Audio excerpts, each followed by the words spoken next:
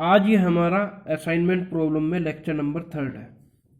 आज जो हम इसमें न्यूमेरिकल कराएंगे आपको, उसमें हम आपको ये बताएंगे कि अगर आपके नंबर ऑफ एलोकेशन जो आते हैं वो ऑर्डर ऑफ मैट्रिक्स के इक्वल ना हो, तो उस कंडीशन में क्या किया जाए।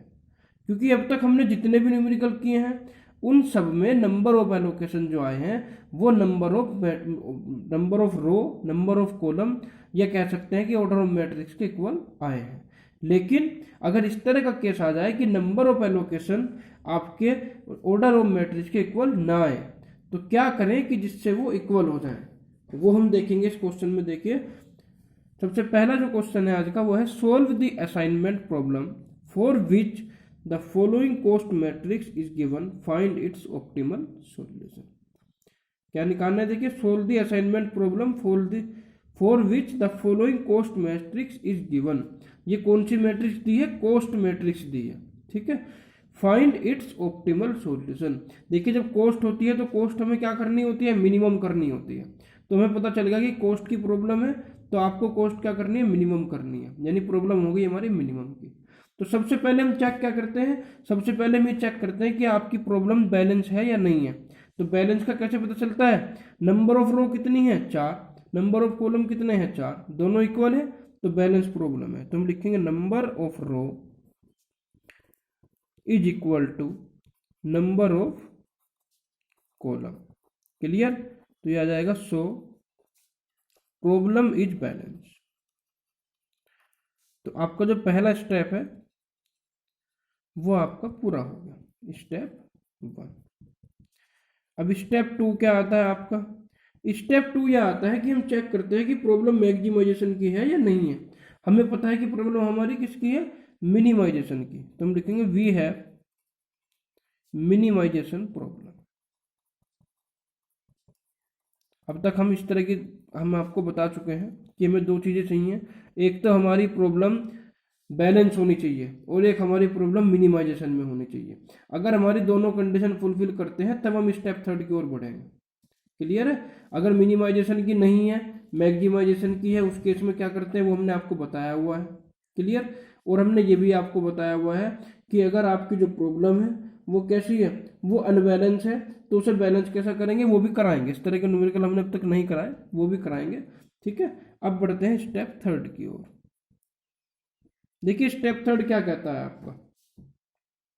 यहाँ इस तरह से दो पार्ट कर लेते हैं, इधर स्टेप 3 कर लेंगे, इधर स्टेप 4। स्टेप 3 में हम क्या करते हैं? देखिए, सब्ट्रैक्टिंग द स्मॉलेस्ट एलिमेंट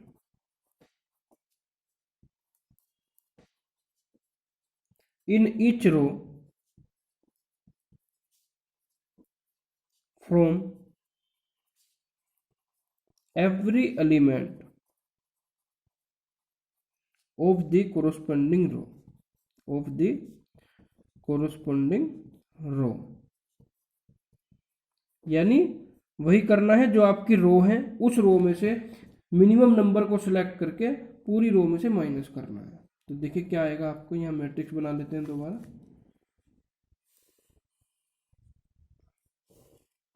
ये आ गया आपका A, B, C और D। यहाँ आ गया आपका 1, 2, 3 और 4। अब देखिए, पहली जो रो है आपकी, फर्स्ट रो में मिनिमम नंबर है 1, तो 1 को माइनस कर दो सब में से। जब 1 को माइनस करेंगे तो कितना आएगा? 0, 3, 5 और 2। क्लियर? अब सेकंड रो में देखिए क्या मिनिमम है? 7।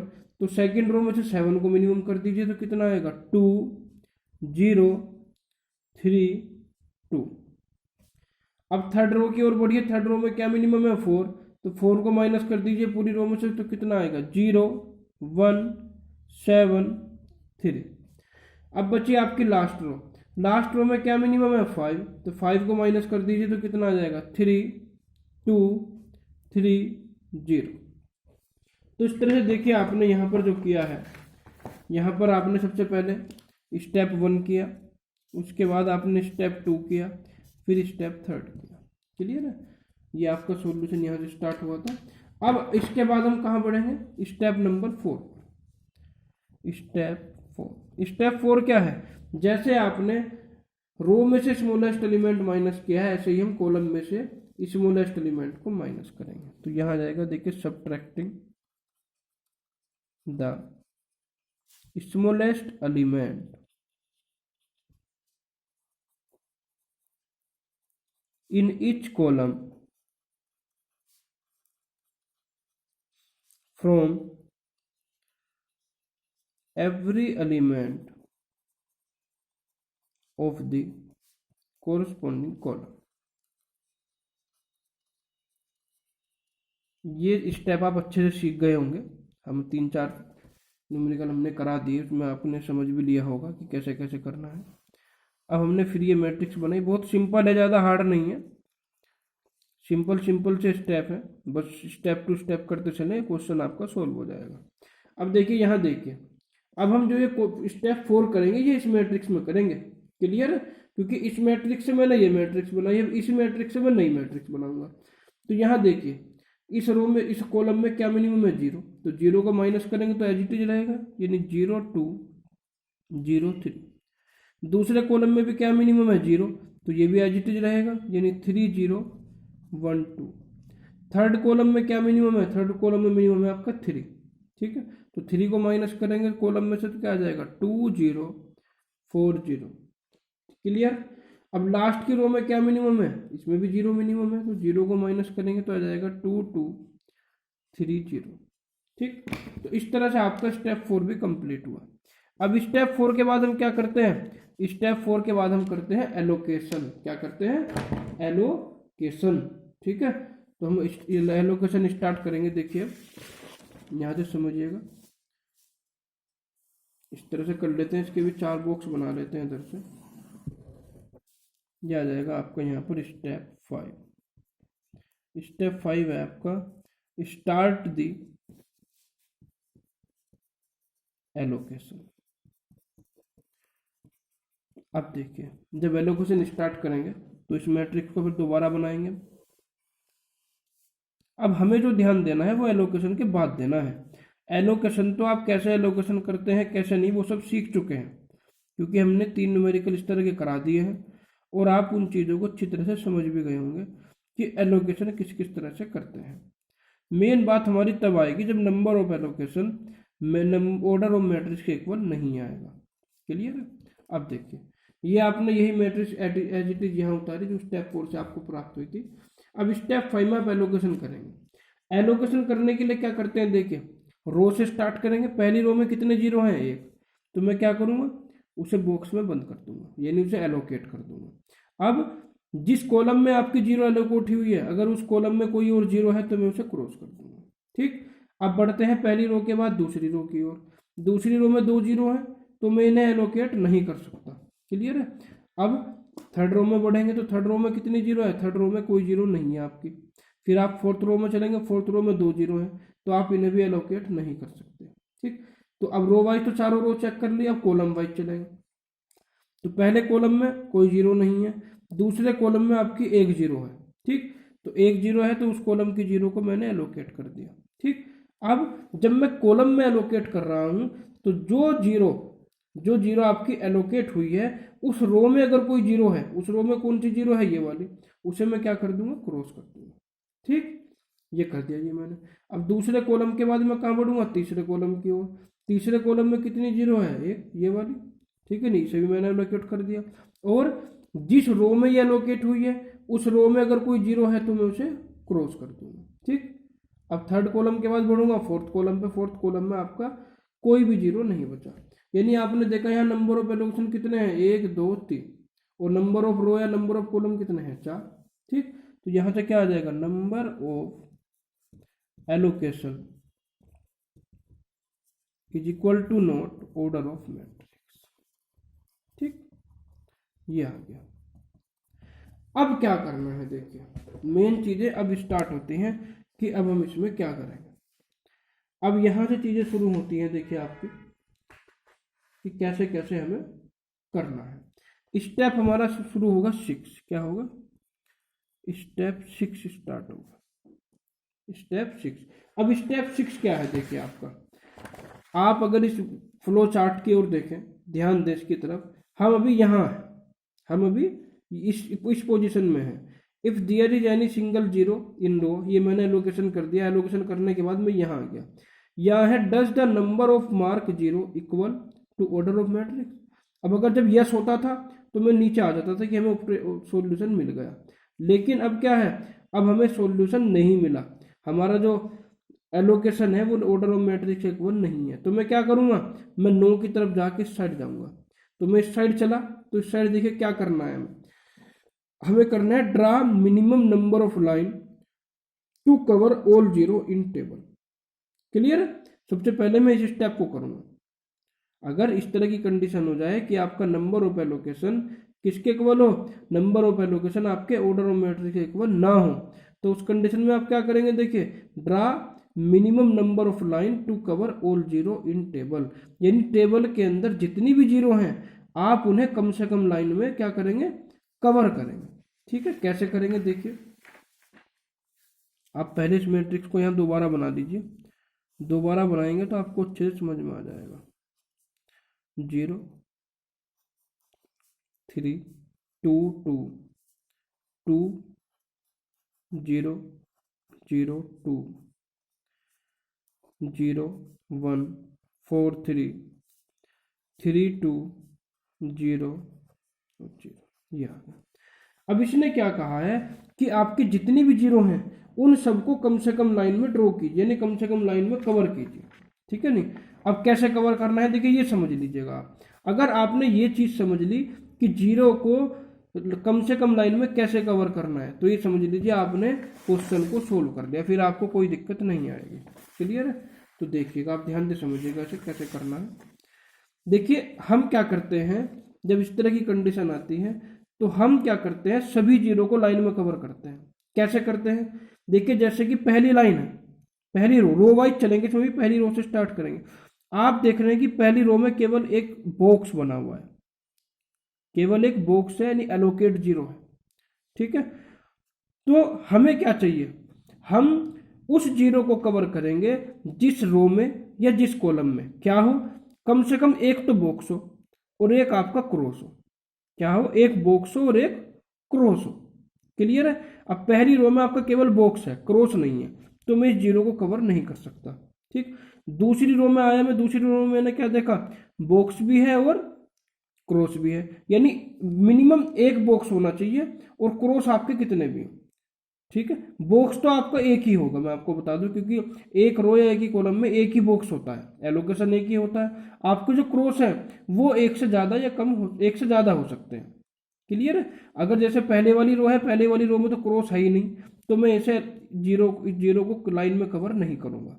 क्लियर है? दूसरी रो में आपका क्या है, बॉक्स भी है और एक क्रॉस है, तो मैं क्या करूँगा, मैं इसे इस तरह से यहाँ पर रो को ऐसे कवर कर दूंगा। यानी ये जो लाइन है, इस लाइन का मतलब है कि आपकी दोनों जीरो कवर हो गई।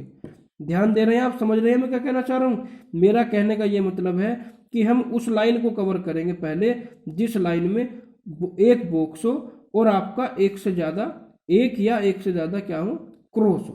क्रॉस आपके दो भी हो सकते हैं, तीन भी हो सकते हैं, चार भी हो सकते हैं, ये एक ही होगा। क्लियर है? अब हम बढ़ते हैं देखिए नेक्स्ट रो की ओर। नेक्स्ट रो में आप देखिए, नेक्स्ट रो में क्या है, नेक्स्ट रो में केवल आपका एक क्रॉस है। ठीक है नहीं, बॉक्स नहीं है, तो मैं इसे भी कवर नहीं कर सकता। अब मैं आगे आया फोर्थ रो में। फोर्थ रो में आप देखिए क्या है, आपका एक बॉक्स है और एक क्रॉस है, यानी आप इसे भी क्या कर सकते हैं, इस तरह से कवर कर सकते हैं। तो ये भी जीरो कवर हो गई, ये भी जीरो कवर हो गई। अब चारों रो में चेक कर लिया मैंने, अब मैं कॉलम वाइज चेक करूंगा। देखिए पहले कॉलम में, देखिए पहले कॉलम में आपका एक बॉक्स है और एक क्रॉस है, यानी मैं इसे भी क्या कर सकता हूँ, कवर कर सकता हूँ। क्लियर है? अब बात आती है देखिए किसकी, बात आती है आपकी नेक्स्ट कॉलम की। नेक्स्ट कॉलम में आपका कोई जीरो नहीं बचा भाई, ये तो पहले ही आपका कवर हो चुका, तीनों रेखे, ये जीरो है ही नहीं। अगले कॉलम में कोई जीरो नहीं बचा, अगले कॉलम में कोई जीरो नहीं बचा, यानी आपने जितनी भी जीरो थी वो सब कवर कर दी, वो सब क्या कर दी, कवर कर दी। अब इतना काम करने के बाद, इतना काम करने के बाद आपको क्या करना है, देखिए इतना काम करने के बाद आपको एक चीज ये भी चेक करनी है कि जो आपकी ये मैट्रिक्स बनी हुई थी, इस मैट्रिक्स के अंदर ऐसा तो नहीं हुआ कि सारे के सारे जितने भी एलिमेंट थे वो सब लाइन के अंदर कवर हो गए। ठीक है, जैसे कि आप देख रहे हैं यहाँ 3 2 2 1 4 3, ये एलिमेंट ऐसे हैं जो अनकवर हैं, यानी जो लाइन के अंदर कवर नहीं हुए। ठीक है, क्योंकि कभी भी ऐसी कंडीशन ना आए कि आपके सारे के सारे एलिमेंट लाइन के अंदर कवर हो जाए, यानी उसके अंदर कुछ अनकवर्ड बचे ही ना। क्लियर है, अगर उसके अंदर अनकवर्ड नहीं बच रहा है तो उसका मतलब आपने कहीं ना कहीं गलती कर दी। एक चीज तो ये ध्यान रखिएगा। दूसरी बात देखिए क्या ध्यान रखनी है, दूसरी बात ये जब कवर्ड करने के बाद हमें ये ध्यान रखना है, जैसे पहली रो है, पहली रो में आपका क्या है, ये सिंगल बॉक्स है, सिंगल बॉक्स है, तो ऐसा ना हो कि ये सिंगल बॉक्स दो लाइन से कट गया हो। जैसे आप देख रहे हैं सिंगल बॉक्स केवल एक लाइन से कटा है। ठीक है, ऐसा ना हो कि ये दो लाइनों से कट गया हो। जैसे कि मैं अगले कॉलम की बात, अगली रो की बात करूं, अगली रो में आपका 2 है, ये देखिए ये 2 बार क्रॉस हुआ है, ये इससे भी कटा हुआ है, इससे भी कटा हुआ है, इससे कोई मतलब नहीं है हमें 2 से। जो आपकी जीरो है, जैसे इस रो में 2 जीरो हैं, तो दोनों की दोनों जीरो आपकी क्या हो, 2 बार ना कटे। ठीक है, एक बार कट सकती है। आप समझ रहे होंगे शायद मैं क्या कहना चाह रहा हूं।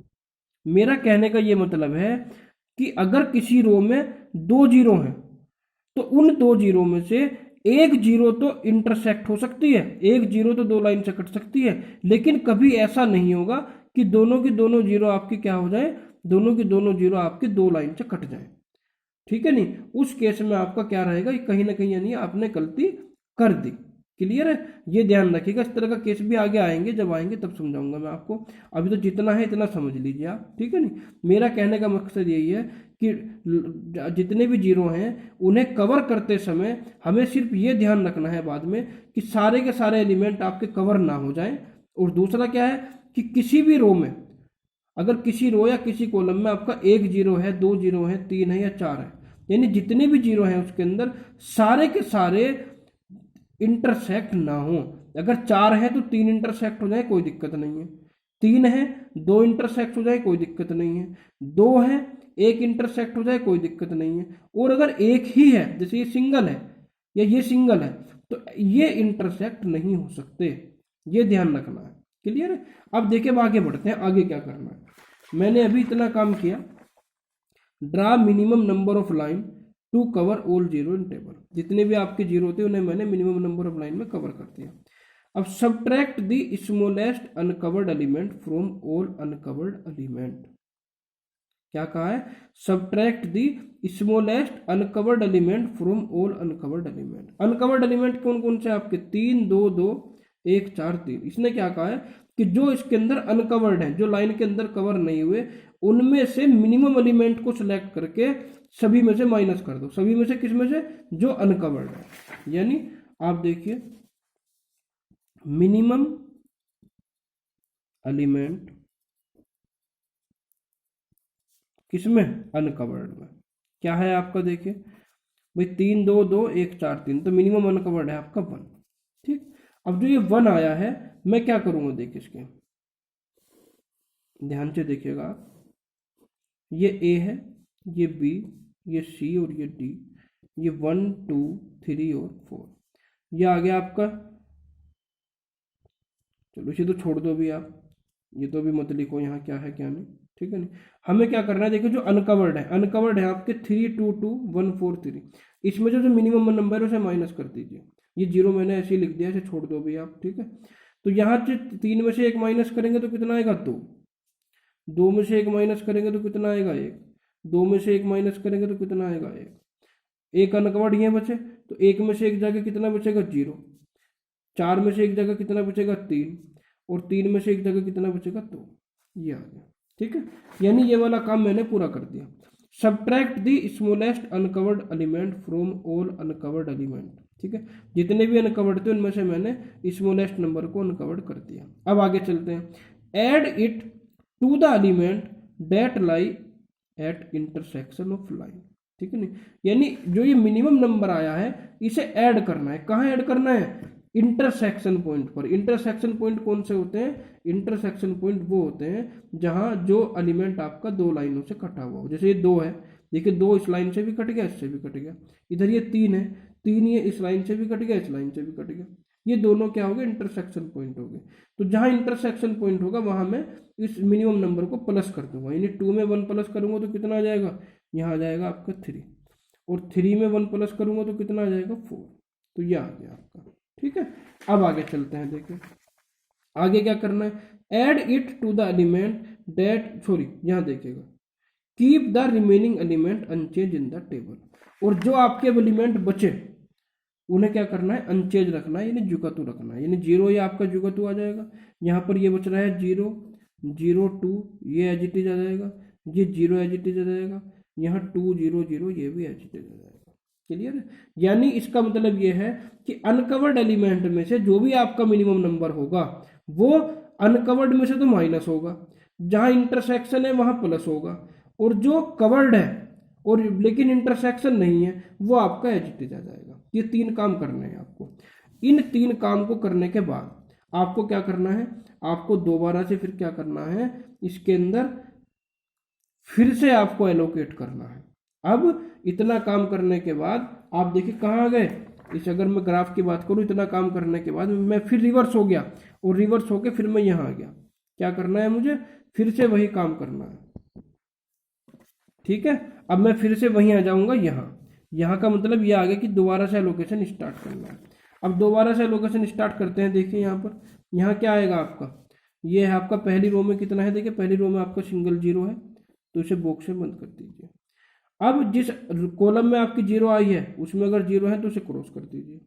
अब दूसरी रो में चले हम, दूसरी रो में आपके 2 0 हैं तो छोड़ दें। तीसरी रो में आपका 1 0 है तो उसे कवर्ड कर दें। ठीक है नहीं, और उस कॉलम में जो 0 बचे हैं उन्हें क्रॉस कर दो। अब आप चले तीसरी रो के बाद फोर्थ रो में, फोर्थ रो में आपका क्या है, फोर्थ रो में आपकी 2 0 है तो इसे छोड़ दें। ठीक है, अब रो के बाद चलते हैं कॉलम वाइज। पहले कॉलम में कोई 0 नहीं बची, दूसरे कॉलम में आपकी कोई 0 नहीं बची, तीसरे कॉलम में आपकी 2 0 बची हैं, लेकिन इन 2 को नहीं ले सकते तो इस कॉलम को भी छोड़ दो। अगले कॉलम में आपकी 1 0 बची है, उसे मैंने क्या कर दिया, इस तरह से बॉक्स से बंद किया। और जिस रो में आपका बॉक्स बंद हुआ है उस रो में अगर कोई 0 है तो उसे मैंने कट कर दिया। अब चारों रो में भी आपने देख लिया, चारों कॉलम में भी आपने देख लिया, लेकिन आप देख रहे हैं कि चारों रो और चारों कॉलम में करने के बाद भी आपके पास अभी 1 0 बचा हुआ है। ठीक है नहीं, अब इस केस में क्या करना पड़ेगा भाई, इस केस में क्या करना पड़ेगा कि आपने पहले तो रो वाइज चेक किया फिर कॉलम वाइज चेक किया, लेकिन तब भी 0 बच गई। अब दोबारा से फिर मैं रो वाइज चेक करूंगा, ठीक है नहीं, और कॉलम वाइज चेक करूंगा। तो देखिए 1 0 बची हुई है आपकी, तो पहली रो में कोई 0 नहीं है, दूसरी रो में 1 0 है तो मैंने इसे बंद कर दिया।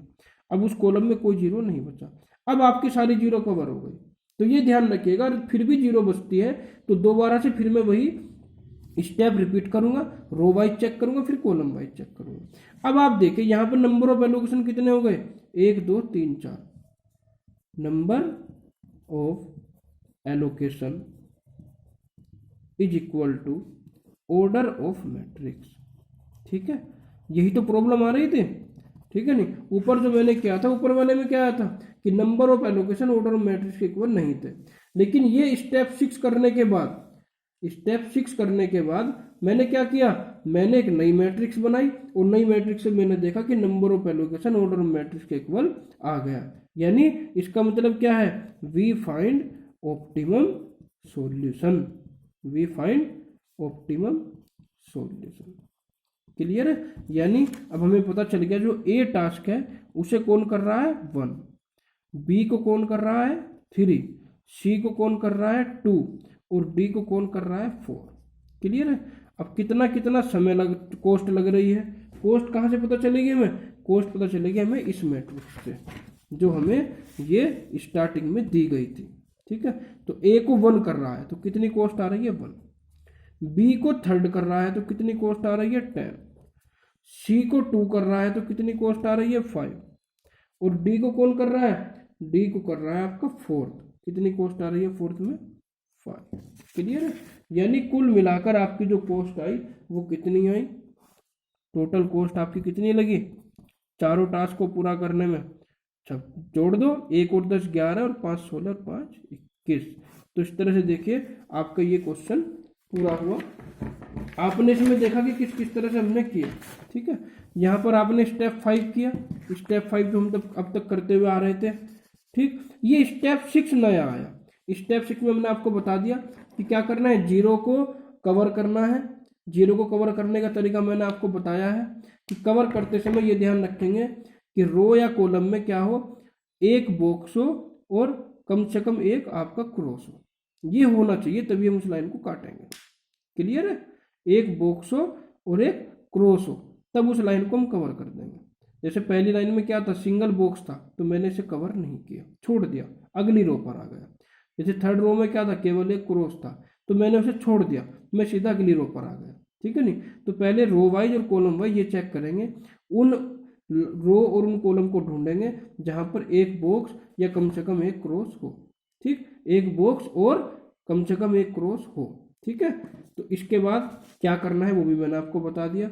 जो भी आपके अनकवर्ड एलिमेंट बचेंगे उसमें से मिनिमम एलिमेंट को लेकर अनकवर्ड में से माइनस करेंगे, इंटरसेक्शन में प्लस करेंगे, और जो अदर बचेंगे उन्हें एज इट इज रखेंगे। ठीक है, ये तीन चीजें ध्यान रखनी है। उसके बाद जो मैट्रिक्स आएगी उसमें फिर देखेंगे कि number of allocation order of matrix equal है या नहीं है। और हाँ, एक चीज और ध्यान रखिएगा, अगर आपका यहाँ भी क्या था, number of allocation order of matrix के इक्वल ना आता, यानी जो आपकी यहाँ कंडीशन बनी थी वही कंडीशन यहाँ बनती, तो मैं फिर से ये स्टेप 6 को रिपीट कर देता, इस मैट्रिक्स के लिए स्टेप 6 को फिर से रिपीट कर देता। क्लियर है? तो जब तक आपका number of allocation order of matrix के इक्वल नहीं आएगा, ये आपका स्टेप 6 बार बार रिपीट होता रहेगा। कब तक होता रहेगा? जब तक कि आपको फाइनल आंसर, ऑप्टिमल आंसर ना मिल पाए। ठीक है, तो इस तरह से देखिए आपको पता चलेगा कि कौन कौन सी टास्क को कर रहा है और टोटल कॉस्ट कितनी आ रही है। तो इस तरह का देखिए आज मैंने पहला न्यूमेरिकल कराया था जिसमें हमने ये सब चीज़ें यूज की हैं। अब आगे जितने भी न्यूमेरिकल कराएंगे उनमें सब में कहीं ना कहीं ये यूज होगा, कहीं एक बार, कहीं दो बार, कहीं तीन बार। ठीक है, तो इसे अच्छे से समझिएगा आप। जो भी आपका डाउट हो इसमें आप मुझसे पूछ लीजिएगा कमेंट में लिख के। ठीक है, आज के लिए इतना ही, धन्यवाद।